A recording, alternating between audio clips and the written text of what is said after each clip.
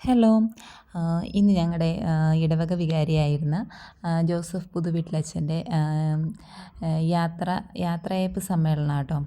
അപ്പം അതിനായിട്ട് അച്ഛൻ ഞങ്ങളുടെ ഇടവകയിൽ 4 വർഷത്തോളം ഇരുന്നിട്ട് മറ്റൊരു ഇടവകയിലോട്ട് സ്ഥലം മാറി പോവുകയാണ്.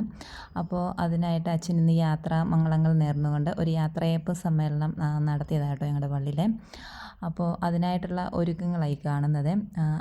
അച്ഛൻ്റെ റൂമിൽ നിന്ന് ഓഡിറ്റോറിയത്തിലോട്ട് വിളിച്ചുകൊണ്ട് വരുന്നതാണ് കേട്ടോ ഇത്. അപ്പം ജനങ്ങളെല്ലാവരും തന്നെ അപ്പുറം ഇപ്പുറയായിട്ടും എല്ലാവരും മുത്തുക്കുടകളൊക്കെ പിടിച്ച് എല്ലാവരും നിൽപ്പുണ്ട്.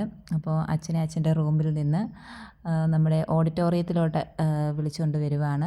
അച്ഛൻ്റെ കൂടെ വരുന്നത് നമ്മുടെ ആശ്രമം പള്ളിയിലെ അച്ഛനും പിന്നെ ഒന്ന് നമ്മുടെ പള്ളിയിൽ കുറച്ച് കാലം നമ്മുടെ സൺഡേ സ്കൂളൊക്കെ പഠിപ്പിക്കാൻ വേണ്ടിയിട്ട് ബ്രദറായിട്ട് നിന്ന് ഇപ്പോൾ അച്ഛൻ പട്ടം സ്വീകരിച്ച അച്ഛനും കൂടെ കേട്ടോ. അപ്പോൾ അച്ഛനെ നേരെ സ്റ്റേജിലോട്ട് കയറുന്നതിന് മുന്നേ തന്നെ ഒരു പ്രെയർ ഡാൻസ് ഉണ്ടായിരുന്നു. നമ്മുടെ സൺഡേ സ്കൂൾ പിള്ളേർ അവതരിപ്പിച്ച ഒരു പ്രെയർ ഡാൻസ് കൂടെ ഉണ്ടായിരുന്നു കേട്ടോ. നമ്മുടെ പൊന്നുകുട്ടിയും ആ കൂട്ടത്തിലുണ്ട് കേട്ടോ. അപ്പോൾ പ്രെയർ ഡാൻസ് കഴിഞ്ഞ് അച്ഛനെ ഞങ്ങളുടെ ഇടവകയിലെ മുതിർന്ന അംഗമായ ഒരു അമ്മച്ചി, 97 വയസ്സുള്ള ഒരു അമ്മച്ചി പൊന്നാട അണിയിച്ചിട്ടാണ് അച്ഛനെ സ്റ്റേജിലോട്ട് കയറ്റുന്നത് കേട്ടോ.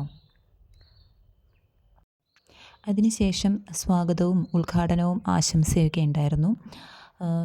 ശേഷം നമ്മുടെ വികാരി അച്ഛൻ്റെ മറുപടി പ്രസംഗവും ഉണ്ടായിരുന്നു കേട്ടോ. പോകുന്നവർക്കും യാത്ര അയക്കുന്നവർക്കും എന്നാൽ ദൈവത്തിൻ്റെ ഹിതമാണ്. കാരണം ദൈവഹിതം നിവർത്തിക്കുവാനായിട്ടാണ് നമ്മൾ ഈ ലോകത്തിലായിരിക്കുന്നത്. പഴയ നമ്മുടെ വേദപാഠ ക്ലാസ്സുകളിൽ നമ്മളന്ന് പഠിച്ചിട്ടുണ്ട്. നമ്മെ സൃഷ്ടിച്ചതാറ്,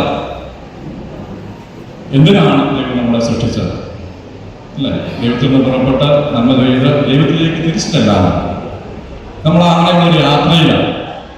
ഈ യാത്രയുടെ ഭാഗമായിട്ട് നമ്മൾ വഴിയിൽ കണ്ടുപിടുന്ന ഒത്തിരി ആൾക്കാരുണ്ട്. അവരിൽ നിന്നെല്ലാം ദൈവത്തെക്കുറിച്ച് പഠിക്കുവാൻ നമുക്ക് സാധിക്കും. അതിനുശേഷം നമ്മുടെ മാതൃപിതൃവേദിക്കാരുടെ ഒരു ആശംസാ ഗാനം കൂടി ഉണ്ടായിരുന്നു കേട്ടോ.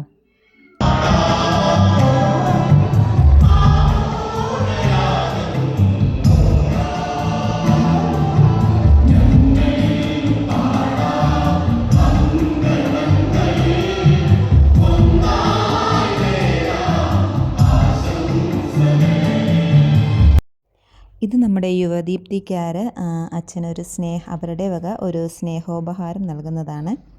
അതിനുശേഷം ഒരു സ്നേഹവിരുന്നോടുകൂടി സമ്മേളന പരിപാടികൾ അവസാനിച്ചു കേട്ടോ. അപ്പോൾ ഓക്കെ, ബൈ, താങ്ക് യു.